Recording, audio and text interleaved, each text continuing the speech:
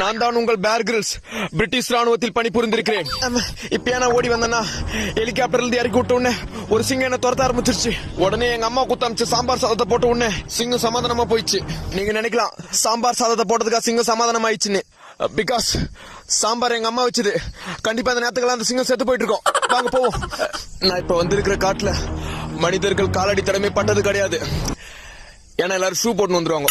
வாங்க போவோம். போச்சு. எனக்கு இப்போ ரொம்ப பசிக்கிறதுனால இன்னைக்கு இந்த கல்லுதான் நமக்கு சாப்பாடு. இந்த கல்லுல விட்டமின் டி புரத சத்து இருக்கிறதுனால ரொம்ப காரமா இருக்கு. பட் இருந்தாலும் என் பொண்டாட்டி வைக்கிற இட்லியோட இந்த கல் எவ்வளவு மேல் தான். ஹெலிகாப்டர் வந்துச்சு. கிளம்ப வேண்டிய நேரம் வந்துருச்சு.